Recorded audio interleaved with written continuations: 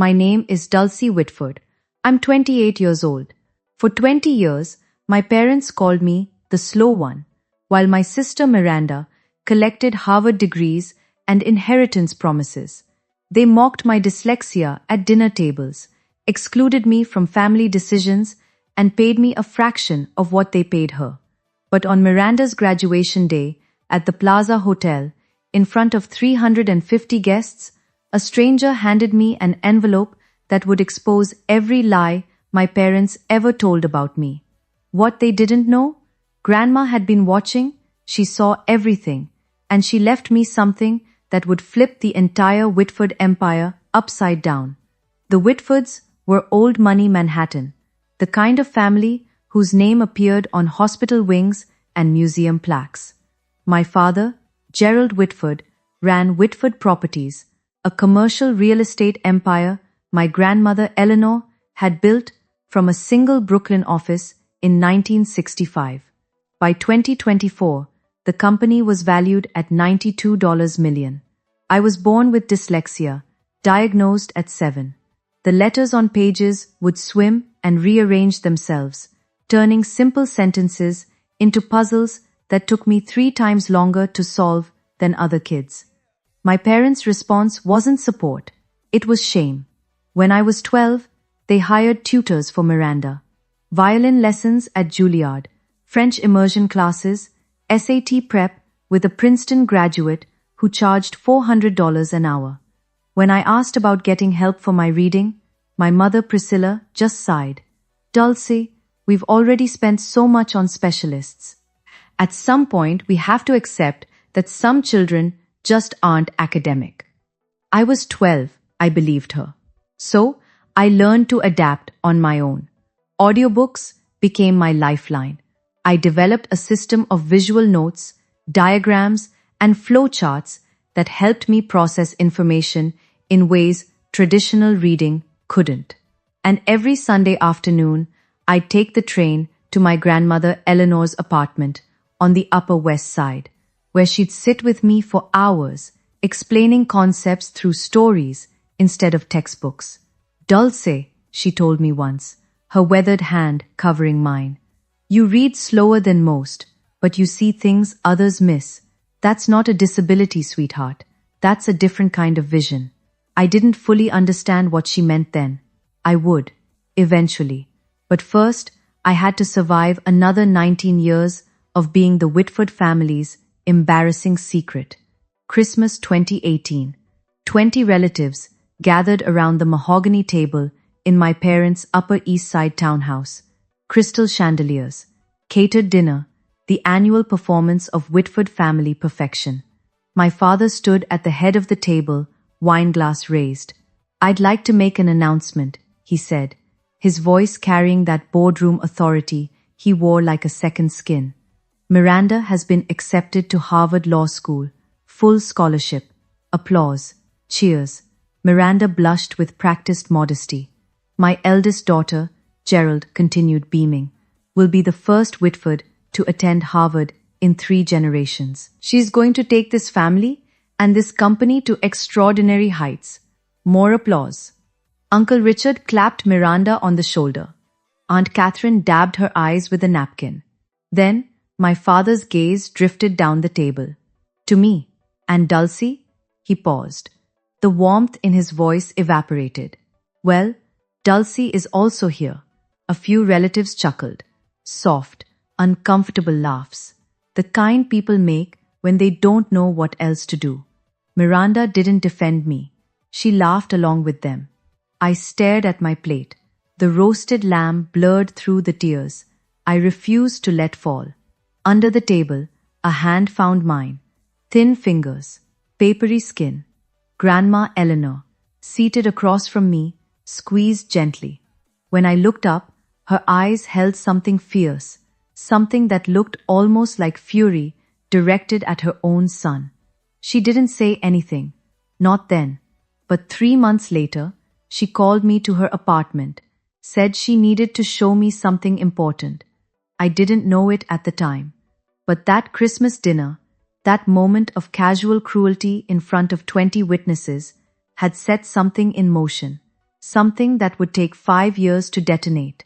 After graduating from a state university in 2022, not an Ivy, never an Ivy, I applied for a position at Whitford Properties. I wanted to prove I could contribute, that the family business could be my path too. My father agreed to hire me as an administrative assistant. Salary, $42,000 a year. That same month, Miranda joined as chief legal counsel.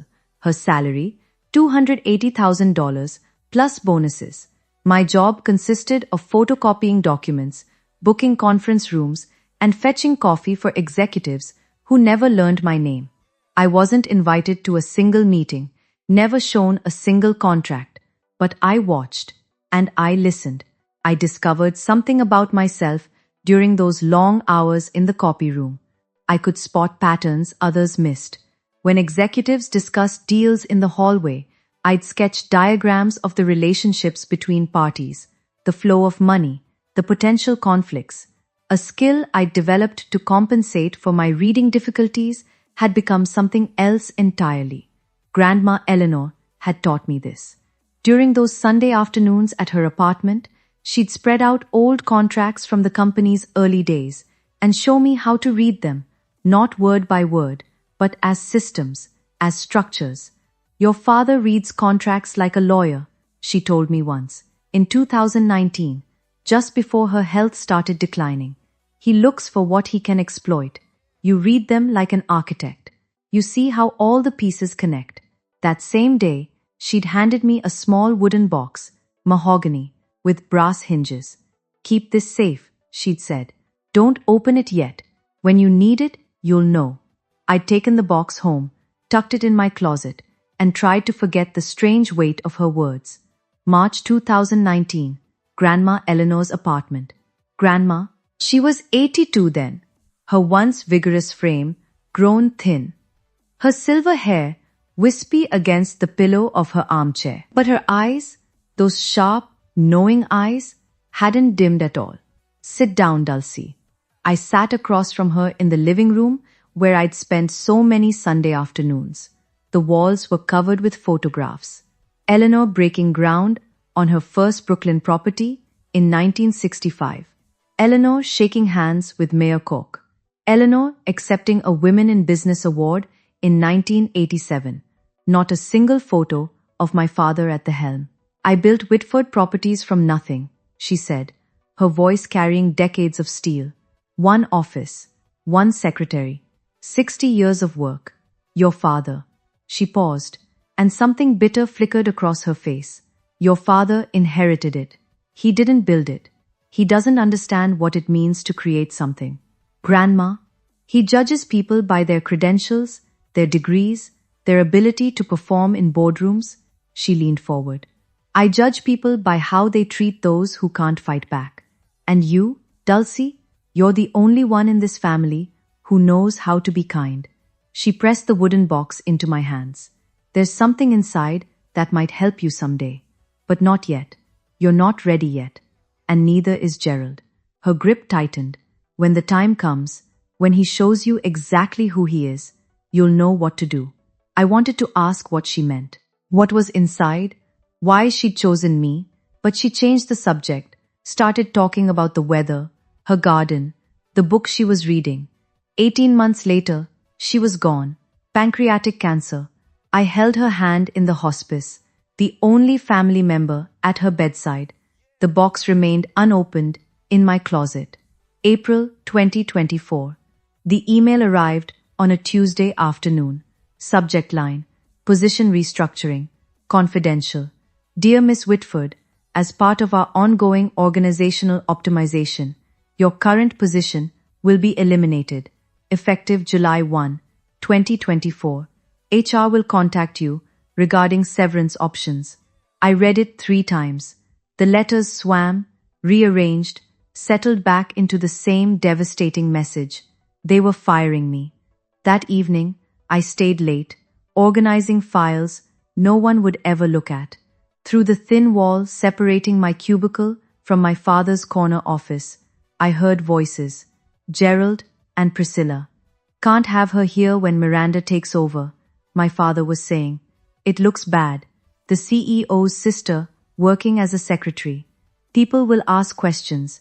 What kind of questions? Why she's not in leadership? Why we haven't promoted her? A pause. Why she's the way she is? My mother's response came soft, almost gentle. We've done everything we could for her, Gerald. Some children just don't have what it takes. Exactly. So she needs to go. We'll give her a generous severance. She can find something else, something more, suited to her abilities. I pressed my palm against the wall. $42,000 a year. My studio apartment in Queens, shared with 2 roommates, cost $1,800 a month. No savings, no safety net. If I lost this job, I'd be homeless within 2 months. But the money wasn't what made my chest tight. It was the realization, settling into my bones like frost.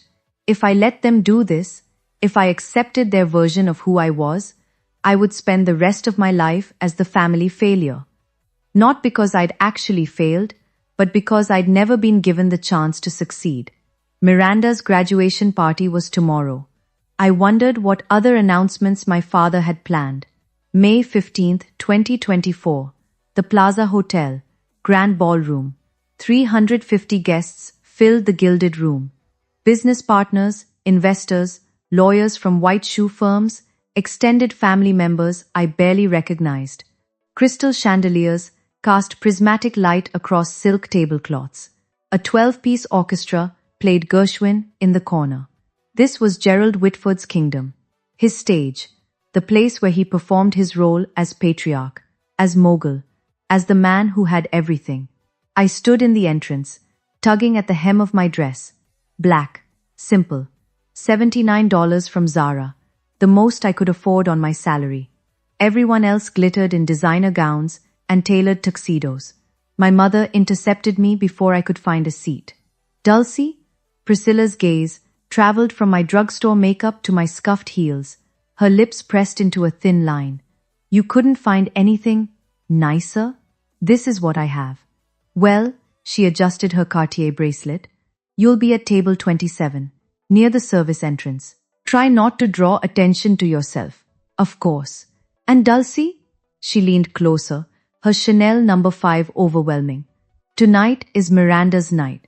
Whatever you're feeling, whatever resentment you think you're entitled to, keep it to yourself. Don't embarrass us. She walked away before I could respond. Table 27 was at the back of the ballroom, partially hidden behind a pillar. My table mates were distant cousins I'd met maybe twice. From my seat, I could see the main stage, the massive portrait of Miranda in her Harvard regalia, the banner reading, "Congratulations, Miranda Whitford, Harvard Law Class of 2024, and near the entrance, standing alone by the door, a silver-haired man in a grey suit. He wasn't mingling, wasn't eating, just watching. His eyes found mine across the crowded room. Something cold prickled down my spine. At 8:30 p.m., the orchestra stopped. The lights dimmed. A spotlight illuminated the stage where my father stood, champagne flute raised. Ladies and gentlemen, thank you for joining us tonight to celebrate an extraordinary young woman. The applause began before he finished the sentence. Miranda graduated top 5% of her Harvard Law class. She completed a clerkship with Justice Reynolds, and last month she made partner track at Sullivan and Cromwell in record time. Gerald's voice swelled with pride. But tonight, I'm not just celebrating her achievements, I'm announcing her future. Miranda joined him on stage, radiant in emerald Valentino. Effective immediately, Miranda Whitford will inherit my entire estate upon my passing. This includes our family residence at 740 Park Avenue, currently valued at $13 million. A Tesla Model S Plaid, and most importantly, he paused for effect. The position of CEO of Whitford Properties when I retire. The room erupted, standing ovation, camera flashes. Miranda dabbed at her eyes with performative grace, 350 people celebrating, and not one of them glanced at table 27. The cousin beside me, a woman I'd met at a funeral 8 years ago, leaned over. Dulce, right? So what does that mean for you? I opened my mouth, closed it. What could I say? That I'd just been formally erased from my own family? That the termination letter in my inbox was only the beginning? That every fear I'd ever had about being worthless had just been confirmed in front of everyone who mattered? The applause died down. Miranda hugged our father. Cameras clicked, and through the crowd, the silver-haired man at the door began walking toward me, slowly, deliberately, like he'd been waiting for this exact moment. The man stopped at my table. Up close I could see he was older than I'd thought, early 60s, with deep-set eyes and the careful posture of someone who spent his life in courtrooms. "Miss Whitford? That's me." I straightened in my chair. "Can I help you? My name is Jonathan Ellis." He pulled a business card from his breast pocket, cream-colored, embossed. "Morrison and Blake, attorneys at law." "I was your grandmother's lawyer." My grandmother. The words hit like a punch. "Eleanor passed away 3 years ago. I'm aware." He didn't sit, didn't soften. "She left something for you, with very specific instructions about when to deliver it." From inside his jacket, he produced a cream envelope, heavy stock, sealed with red wax, bearing a notary's stamp. "What is this?" "Her will. The real one." His voice dropped. "The one your father doesn't know exists." I stared at the envelope. The notary seal read Morrison and Blake, September 12, 2019. 5 months after that Sunday afternoon in her apartment. 5 months after she'd handed me the wooden box. "I don't understand. Your grandmother gave me explicit instructions. I was to deliver this document on the day your father publicly disinherited you." Ellis glanced toward the stage, where Gerald and Miranda were still basking in applause. I believe that just occurred. My hands trembled as I took the envelope. "Mr. Ellis, what's in here?" For the first time, something almost like warmth flickered in his eyes. "Mrs. Eleanor told me to tell you, give this to Dulcie on the day Gerald shows her exactly who he is. By then, she'll be ready." He straightened his tie. "I'll be available when you have questions. You have my card." Then he turned and walked away, disappearing into the crowd. I couldn't breathe in that ballroom. I pushed through the service entrance, found an empty hallway near the kitchen. Fluorescent lights buzzed overhead. The sounds of celebration muffled to a distant hum. My fingers shook as I broke the wax seal. Inside, 3 pages of dense legal text, a notarized signature, a date, September 12, 2019. I read slowly, carefully. The letters swam, but I forced them into focus. I, Eleanor Margaret Whitford, being of sound mind and body, do hereby revoke all previous testamentary documents and declare this to be my last will and testament. My eyes caught on a paragraph near the middle. To my granddaughter, Dulcie Ann Whitford, I bequeath 51% of my shares in Whitford Properties, LLC, currently valued at approximately $47 million, along with all voting rights associated therewith. I read it again and again. 51%. Controlling interest. The will continued. This bequest is made with full knowledge of my son Gerald's treatment of Dulcie. She has been excluded, diminished, and denied opportunity, not due to lack of ability, but due to lack of support. Dulcie is not slow. Dulcie was abandoned, and I will not allow her father's prejudice to continue after my death. A sob caught in my throat. Grandma had seen. She'd seen everything. Condition. To activate this bequest, Dulcie must formally request an emergency board meeting within 72 hours of receiving this document. Failure to act within this window will render this will null and void, and all assets shall transfer per my 2015 testament. 72 hours. The deadline would fall at 8:30 p.m. on May 18th. I leaned against the cold wall, the document clutched to my chest. My grandmother had given me a weapon. Now I had to decide if I was brave enough to use it. Jonathan Ellis was waiting by the coat check when I emerged. You read it. The 72-hour clause. My voice cracked. Why would she put that in? Your grandmother knew you, Miss Whitford. He handed me a second card. This one, with a personal cell number handwritten on the back. She knew that if she gave you unlimited time, you might convince yourself not to act. The deadline isn't a punishment. It's permission. Permission to stop waiting for your family to change their minds about you, to take what's rightfully yours. He checked his watch. The deadline is 8:30 p.m., May 18th. 3 days. If you want to proceed, you'll need to submit a formal request for an emergency board meeting. I can help you draft it. Through the ballroom doors, I could see my father, still on stage, posing for photographs with Miranda. My mother circulated among guests, accepting congratulations as if she'd earned them herself. If I did this, if I invoked the will, I would destroy every relationship I had left. My parents would never forgive me. Miranda would see it as betrayal. But if I stayed silent, I would accept their verdict. I would become exactly what they'd always said I was. The failure. The slow one. The daughter who didn't matter. Miss Whitford, Ellis's voice cut through my spiral. Your grandmother believed in you. She spent the last 3 years of her life preparing for this moment. The question is, do you believe in yourself? I looked at the will in my hands, at the elegant signature of the woman who'd held my hand under Christmas tables and taught me to read contracts like architecture.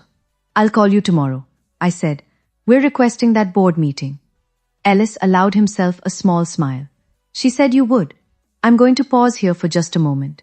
If you've ever been underestimated by the people who were supposed to believe in you, if you know what it feels like to be dismissed, I want you to comment the word enough below. Let me know I'm not alone in this. And if you want to see what happened when I walked into that boardroom, keep watching, because we're just getting started. Now back to the story. That night, back in my cramped Queen's apartment, I finally opened the wooden box. My roommates were asleep. The only light came from the street lamp outside my window, casting orange stripes across my bed, where I sat cross-legged, the mahogany box in my lap. The brass hinges creaked as I lifted the lid. Inside, a handwritten letter on Eleanor's personal stationery, a faded document with a 1965 date stamp, and a USB drive, sleek and modern, clearly added much later. I reached for the letter first. My dearest Dulcie, if you're reading this, then Jonathan has done his job, and your father has done exactly what I feared he would. I'm sorry I couldn't protect you while I was alive, but I can protect you now. The enclosed document is the original partnership agreement from 1965 when I founded Whitford Properties with 2 colleagues who have long since passed. Your father has never seen it. It establishes that the founder's shares carry permanent voting rights that cannot be diluted or transferred without board approval. The USB contains something else, something your father hoped I'd forgotten. In 2018, Gerald proposed a resolution to reduce my voting rights from 51% to 10%. His stated reason? I was too old to understand modern business. The real reason? He wanted control, and I was in his way. The board rejected his proposal by 2 votes. I was one of those votes.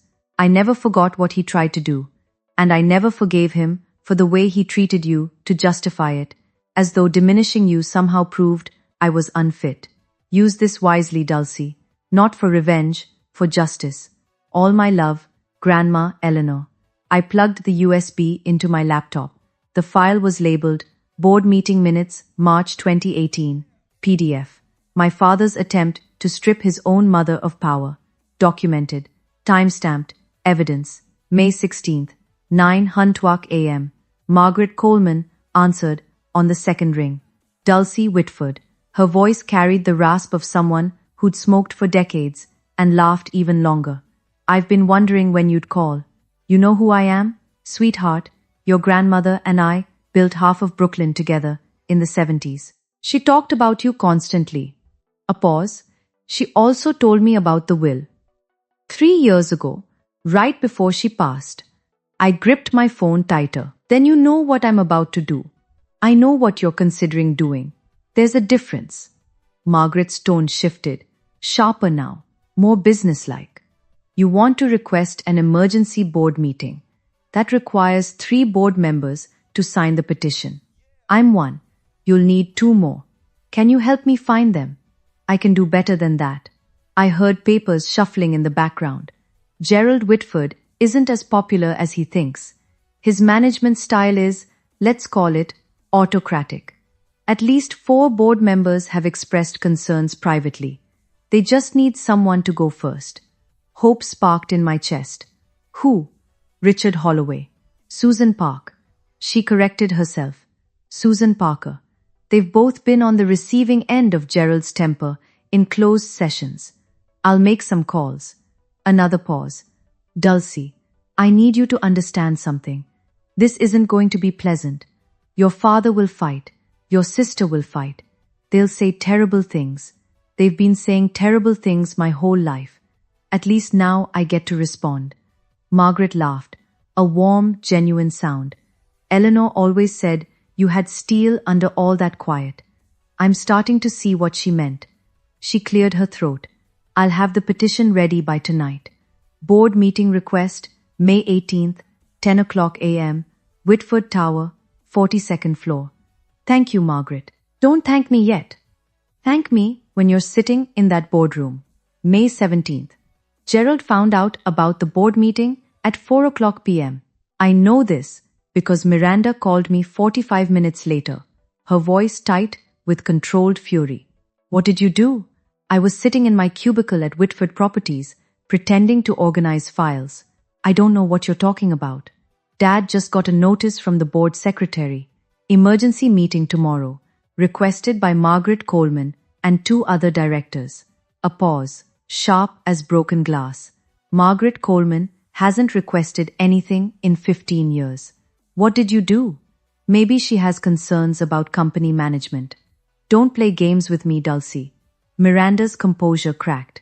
If you're trying to embarrass us, trying to make some kind of scene, I'm just doing my job, Miranda. Same as always. She hung up without saying goodbye. 20 minutes later, Gerald stormed past my cubicle on his way to his office. He didn't look at me, didn't acknowledge I existed, just slammed his door hard enough to rattle the windows. Through the wall, I heard him on the phone. Ridiculous waste of time. Margaret's probably going senile. We'll address her concerns and move on. No, I'm not worried. Dulcie? My God, Miranda? She can barely read a spreadsheet. She's not a threat to anyone. I smiled. For the first time in 28 years, being underestimated felt like an advantage. That night, in my apartment, I prepared, printed 3 copies of the will, downloaded the 2018 board minutes onto my phone as backup, wrote a brief statement, not an accusation, just a presentation of facts. Jonathan Ellis confirmed he'd attend as the authenticating attorney. Margaret texted at 11 p.m. Petition filed. See you tomorrow. Your grandmother would be proud. I barely slept, but for once it wasn't anxiety keeping me awake. It was anticipation. May 18th, 2024, 9:45 a.m. Whitford Tower. The elevator opened onto the 42nd floor, floor-to-ceiling windows, Italian marble. The kind of corporate opulence designed to intimidate.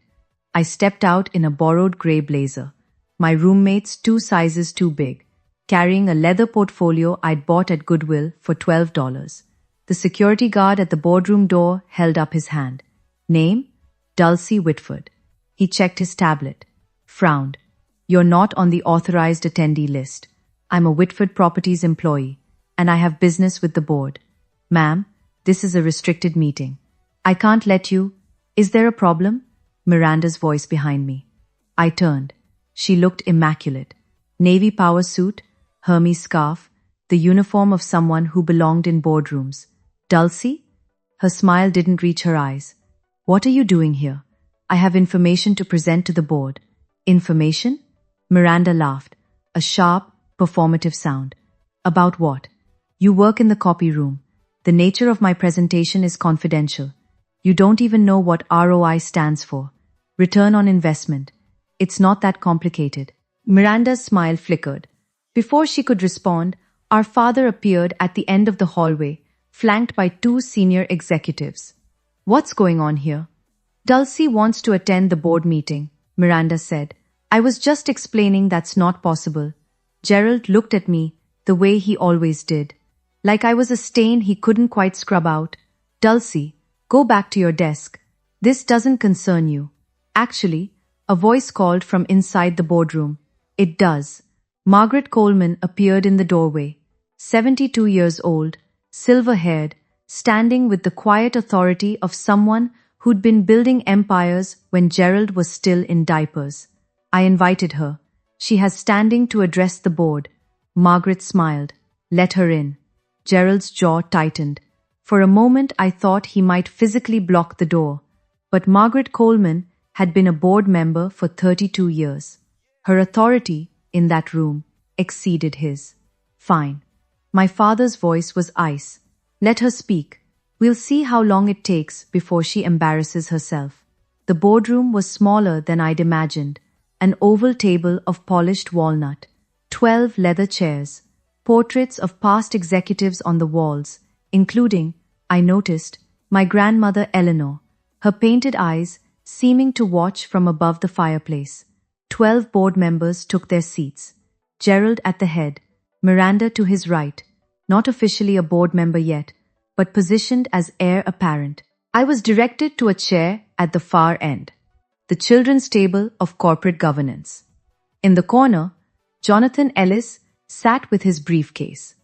He caught my eye, nodded once. Robert Hartley, the board chairman, a distinguished man in his mid-60s who'd known my grandmother for decades, called the meeting to order. This emergency session was requested by Margaret Coleman, Richard Holloway, and Susan Parker. Margaret, you have the floor. Margaret rose. Thank you, Robert. I'll keep my remarks brief. She gestured toward me. The matter I wish to address concerns a document that has recently come to light, a document that affects the ownership structure of this company. I yield my time to Miss Dulcie Whitford. All eyes turned to me. Miranda smirked. Gerald leaned back in his chair with theatrical boredom. I stood. My hands were steadier than I expected. Thank you, Mrs. Coleman, and thank you to the board for allowing me to speak. I opened my portfolio. What I'm about to present may come as a surprise to some of you. I ask only that you listen to the evidence before reaching any conclusions. Gerald sighed audibly. I ignored him. Before I could continue, my father raised his hand. I'm sorry, Robert, but before we waste the board's valuable time, Gerald stood, buttoning his jacket with deliberate slowness. I need to provide some context. Gerald, Margaret started. Dulcie is my daughter. His voice carried that patronizing warmth he used for difficult clients. And I love her, but she's not qualified to address this board on any business matter. She works in an administrative role. She has no legal training, no financial background, no strategic experience. Miranda chimed in, her tone dripping with false sympathy. Dulcie also has dyslexia. She struggles with reading. We've tried to support her, but, she shrugged elegantly, some limitations can't be overcome with effort alone. A few board members shifted uncomfortably. What we're seeing here, Gerald continued, is a troubled young woman acting out, perhaps due to the announcement at Miranda's graduation party. Sibling jealousy is, Mr. Whitford. Robert Hartley's voice cut through like a gavel. You'll have an opportunity to respond, but Miss Whitford requested this time, and she's entitled to use it. Gerald sat down. His expression promised consequences. Miranda caught my eye and mouthed, You're embarrassing yourself. I looked at them both, my father, my sister, and felt something shift inside me. Not anger, something colder, clearer. They weren't trying to protect me. They weren't even trying to protect the company. They were trying to protect their version of the story, the version where I was nothing. Thank you, Mr. Hartley. I pulled the document from my portfolio. I won't be discussing my reading ability today. I'll be discussing this. I held up the will. The room went silent. This is the last will and testament of Eleanor Margaret Whitford, founder of this company, notarized September 12, 2019. Gerald's face drained of color. That's impossible. Gerald's voice came out strangled. My mother's will was executed in 2015. I have a copy. You have a copy of her previous will. I kept my voice level, clinical. Under New York Estates Powers and Trusts law, a subsequent valid will automatically revokes all prior testamentary documents. This will, I placed it on the table, was executed 4 years after the one you possess. I slid the document to Robert Hartley. Mr. Ellis, I gestured to Jonathan, who rose from his corner seat. Would you please confirm the authenticity of this document? Jonathan approached the table. I'm Jonathan Ellis, partner at Morrison & Blake. I served as Eleanor Whitford's personal attorney from 2008 until her death in 2021. I can confirm this will was executed in my presence on September 12, 2019. It was witnessed by 2 independent notaries, and the original is held in escrow at Chase Private Client. Robert Hartley studied the document. His eyebrows rose. This will bequeaths 51% of Whitford Properties shares too. He looked up at me. To you, Miss Whitford. Murmurs rippled around the table. That's a forgery, Miranda said, but her voice had lost its confidence. It's not. Jonathan's response was immediate. And I'd advise you against making accusations of fraud without evidence, Miss Whitford. Morrison & Blake's reputation speaks for itself. Gerald slammed his palm on the table. This is absurd. My mother was ill. She was being manipulated. Manipulated? I pulled out my phone. Perhaps you'd like to explain this then. I pressed play on the 2018 board meeting audio. My father's voice filled the room. Eleanor is 81 years old. She doesn't understand modern business. I moved to reduce her voting rights to 10%. The recording ended. The silence that followed was absolute. That recording, Gerald's face had turned a mottled purple. That was a private board discussion, which Eleanor attended. I kept my voice steady. She recorded it, as was her right as a shareholder. Robert Hartley set down the will. His expression had shifted from neutral to something harder. Miss Whitford, would you read the relevant passage aloud? For the record? I nodded, took a breath.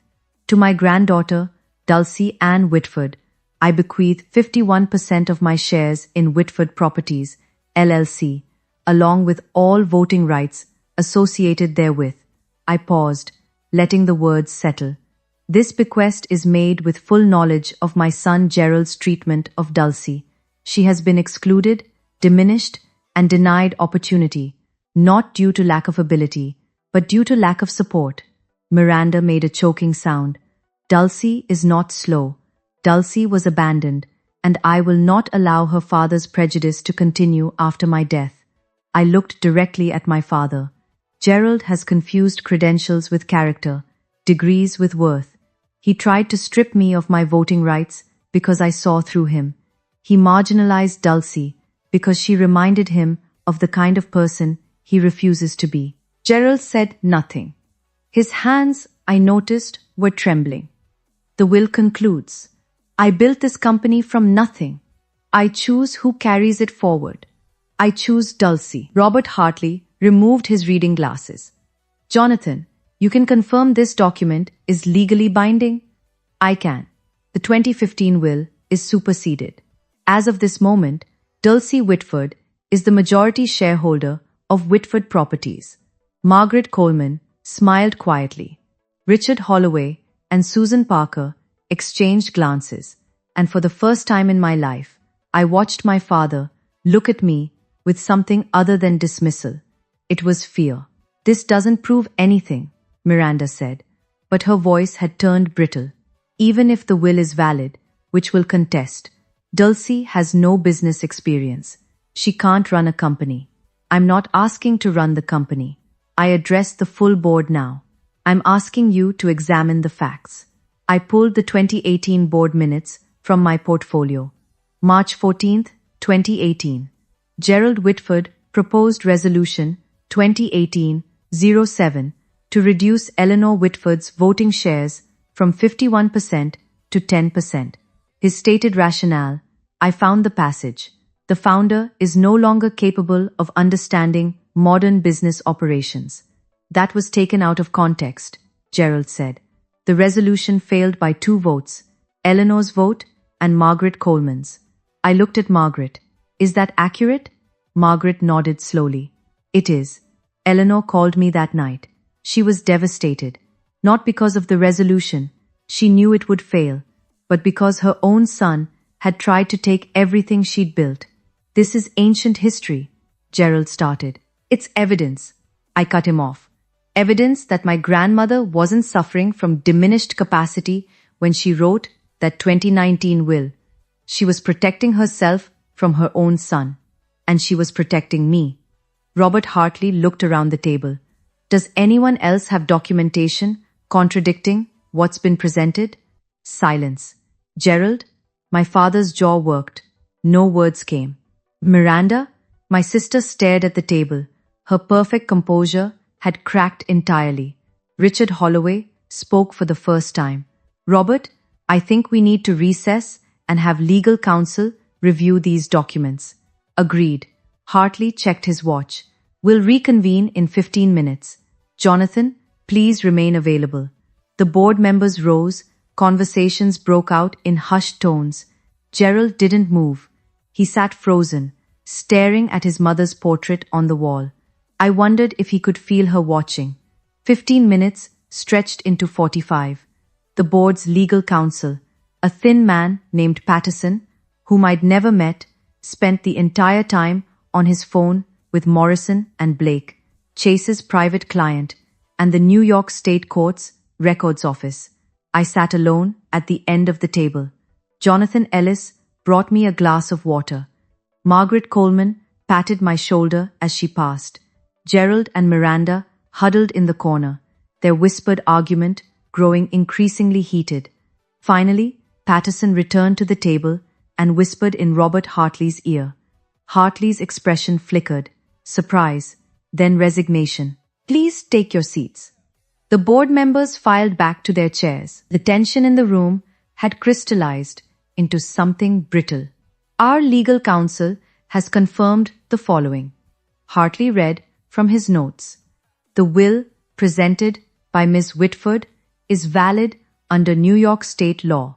It supersedes all previous testamentary documents. Effective immediately, Dulcie Ann Whitford holds 51% of Whitford Properties shares. Someone inhaled sharply. Additionally, Hartley continued, as majority shareholder, Ms. Whitford has the right to propose motions to the board, including matters pertaining to executive leadership. He looked at me. Ms. Whitford, do you have any motions you wish to bring forward? I stood. My heart was pounding, but my voice held steady. I have one motion. Gerald rose from his seat. Robert, this is— Sit down, Gerald. Hartley's voice carried unexpected steel. Ms. Whitford has the floor. Gerald sat. His face had gone grey. I looked around the table at 12 people who, until an hour ago, had never considered me capable of anything. Now, they waited for my decision. The power to destroy my father's career was in my hands. I thought about what my grandmother would want, and I made my choice. I'm not proposing to remove Gerald Whitford as CEO. The tension in the room shifted. Miranda's head snapped up. Even Margaret looked surprised. What I am proposing, I continued, is a vote of confidence. The board will decide whether Gerald Whitford retains their confidence as CEO of Whitford Properties. If the majority votes no confidence, he resigns. If the majority votes confidence, I will not interfere with operational leadership during my tenure as majority shareholder. This is absurd, Miranda stood. You're turning this into a spectacle, a revenge fantasy. No, I met her eyes. This is corporate governance, the same process that exists in every well-run company. the same process Grandma Eleanor established in our bylaws 40 years ago. I paused. If Dad has the board's confidence, he has nothing to worry about. Robert Hartley studied me for a long moment. Something like respect flickered in his expression. Is there a second for this motion? Seconded. Margaret Coleman didn't hesitate. Then we'll vote. All those expressing confidence in Gerald Whitford as CEO, raise your hands. 4 hands went up. Gerald's allies, people who owed their board seats to his recommendations. All those expressing no confidence. 7 hands rose. Robert Hartley counted twice. Then he set down his pen. The motion carries 7-4 with 1 abstention. He turned to Gerald. Mr. Whitford, the board has voted no confidence. Per section 14.3 of our bylaws, you have 30 days to tender your resignation. Gerald said nothing. He stood, looked at me, really looked at me. For what might have been the first time in my life, I expected rage, hatred, threats. What I saw was worse, recognition, the understanding that he'd underestimated me so completely that he'd lost everything. He walked out without a word. I know what some of you are thinking right now. Why didn't she just fire him? Why give him the chance to keep his job? Because revenge isn't justice. Because destroying someone doesn't undo what they did to you. And because my grandmother didn't raise me to be cruel, she raised me to be fair. If that resonates with you, hit like, hit subscribe, turn on notifications. Because the story isn't over, not even close. Now, back to what happened after that boardroom cleared. Gerald caught me in the private corridor outside the boardroom. Priscilla was with him. Someone must have called her during the recess. Her face was tear-streaked, mascara bleeding down her cheeks. You, Gerald's voice was barely controlled. You, ungrateful scheming. Gerald. Priscilla put a hand on his arm. Not here. Not here? She just destroyed our family in front of 12 people. I stood my ground. I didn't destroy anything. I told the truth. The truth? Gerald laughed bitterly. Your grandmother was manipulated. That lawyer, Ellis, he must have. Grandma Eleanor wrote that 5 months after you tried to strip her of power, because she saw exactly who you are. My voice didn't waver. You didn't lose because I betrayed you. You lost because you betrayed her. Priscilla stepped forward. Dulce, sweetheart, you have to understand. We were trying to protect you. You've always struggled. We didn't want to put pressure. You didn't protect me. You erased me. 28 years of silence crystallized into words. Every Christmas dinner, every family photo, every conversation where you talked about Miranda's achievements and pretended I didn't exist. That wasn't protection. That was abandonment. That's not fair. You're right. It wasn't fair. I met my mother's eyes. I spent my whole life trying to prove I was worthy of this family. I'm done proving. The documents speak for themselves. Gerald grabbed my arm. This isn't over. We'll contest that will. Will? I pulled free. You'll lose. And you know it. Because Grandma Eleanor planned for every contingency, including this one. I walked toward the elevator. Behind me, I heard my mother's voice. Dulce, wait. I didn't wait. For the first time in my life, I didn't need their permission to leave. The elevator doors closed on my parents' faces. I leaned against the brushed steel wall, finally allowing myself to breathe.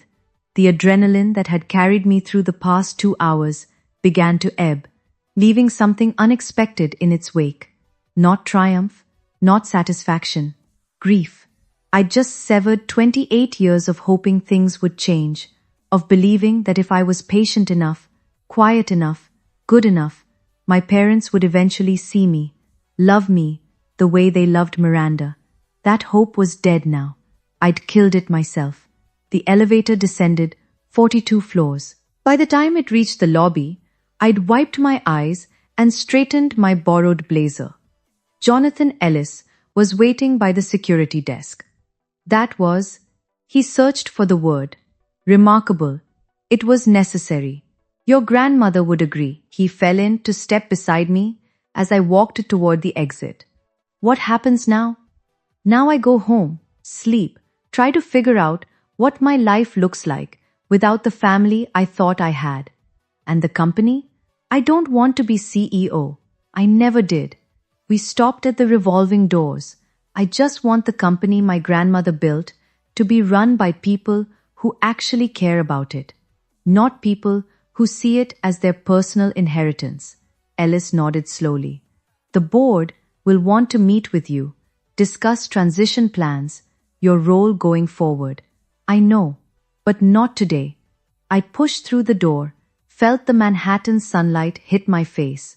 Today, I just need to be Dulcie Whitford, not a shareholder, not a victim, not a symbol. And tomorrow, I looked back at Whitford Tower, 42 stories of glass and steel bearing my family's name. Tomorrow, I start building something new. May 19th, 2024. Gerald Whitford signed his resignation letter at 4:00 p.m. I wasn't there. I learnt about it through an email from Robert Hartley. Miss Whitford, your father has tendered his resignation effective June 15th, 2024. The board has appointed me as interim CEO while we conduct a search for permanent leadership. Additionally, the board has voted to offer you a formal position, strategic advisor to the board. This role would allow you to participate in major decisions while you determine your long-term relationship with the company. Please let me know your thoughts. Regards, Robert Hartley. I read the email 3 times, have it, and then forwarded it to Jonathan Ellis for review. His response came within an hour. Fair offer. No hidden strings. Congratulations, Dulcie. That evening, an all-staff email went out to the Whitford Properties team. Effective June 15th. Gerald Whitford will step down as CEO. Robert Hartley will serve as interim CEO. Additionally, the board welcomes Dulcie Whitford as a strategic advisor in her capacity as majority shareholder. We thank Gerald for his years of service and wish him well in future endeavors. My phone buzzed with messages. Colleagues I'd worked beside for 2 years, people who'd never learned my name, suddenly wanted to have coffee, to reconnect, to catch up. I ignored most of them. But one message stood out, from Patricia Morales, an executive assistant who'd started at the company in 1987, who'd worked directly with my grandmother. Dulcie, Eleanor used to talk about you constantly. She said you saw things others missed. I never understood what she meant until today. Welcome to the boardroom. She'd be so proud. I saved that message. Some validation doesn't come from family. Sometimes, that's better. 1 week later, the story went public. New York Business Journal. Whitford Properties. Shake-up? Founder's granddaughter takes control after secret will surfaces. The article didn't name me directly. Corporate privacy laws prevented that. But anyone in Manhattan real estate circles knew exactly who it was about. In a dramatic turn of events, the heir apparent to the Whitford Properties empire has been displaced by a previously unknown family member. Sources close to the board describe the transition as long overdue and cite concerns about the former CEO's management style. Gerald and Priscilla cancelled their appearance at the Metropolitan Museum Gala. Health reasons, according to their publicist. 3 investment partners requested meetings with me personally, not with my father, not with the board, but with me. 2 of them, after an hour-long conversation each, confirmed they'd continue their relationship with Whitford Properties. We've had concerns about Gerald's leadership for years, one admitted. Your grandmother built something special. It's good to see her vision protected. The social fallout rippled outward. Friends of my parents suddenly remembered previous engagements. Invitations to charity events dried up. The Whitford name, which had once opened every door on the Upper East Side, now carried an asterisk. I didn't celebrate their humiliation, but I didn't mourn it either. Margaret Coleman called me on Saturday morning. How are you holding up? I don't know yet. Ask me in 6 months. Fair enough. A pause. Eleanor would have handled it exactly the same way, the vote of confidence instead of termination, giving him a chance he didn't deserve. She laughed softly. She always said mercy was the ultimate power move. I thought about that for a long time after we hung up. Mercy wasn't weakness. Mercy was choice. And for the first time, the choice had been mine. June 8th, 2024. 3 weeks after the board meeting. My phone rang at 2 p.m. Dulcie? My mother's voice sounded smaller than I'd ever heard it. Can we talk? Just us? I agreed to meet her at a coffee shop in Midtown. Neutral territory. No chance of Gerald appearing with lawyers. Priscilla was already there when I arrived. She looked older, somehow. The careful makeup couldn't hide the exhaustion beneath. Thank you for coming. She wrapped her hands around a cup she hadn't touched. I know I don't deserve it. What do you want, Mom? To apologize. The word came out cracked. For everything. For the way we treated you. For the things we said. For the things we didn't say. Are you apologizing because you're sorry? Or because everything changed? She flinched. The question hung between us like smoke. Both, she finally admitted. I'm ashamed to say it, but both. Her eyes welled. I was so focused on Miranda's success, on maintaining appearances. I told myself we were protecting you from expectations you couldn't meet. But that was a lie I told myself. So, I wouldn't have to feel guilty. You let Dad call me worthless in front of family, in front of business partners. You never defended me, not once. I know. A tear slipped down her cheek. I know, and I can never undo it. But Dulcie, I don't want to lose you entirely. I don't know if that's even possible anymore. But I had to try. I looked at this woman who'd been my mother for 28 years, who'd braided my hair as a child and forgotten my birthday as an adult. I can't pretend the last 20 years didn't happen, I said slowly. But I'm willing to try building something new, something honest. She nodded, unable to speak. It wasn't forgiveness, but it was a start. August 2024. 2 months later. Miranda called while I was walking through Central Park. I almost didn't answer. Dulcie, I know I have no right to ask, but can we meet? There's something I need to say. We sat on a bench near Bethesda Fountain.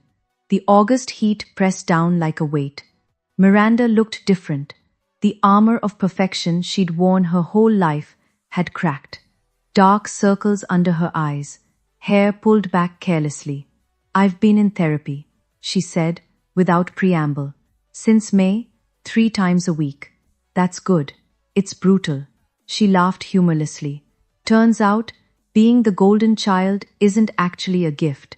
It's a different kind of cage. I waited. Dad expected me to be perfect. Every grade, every achievement, every award was never enough.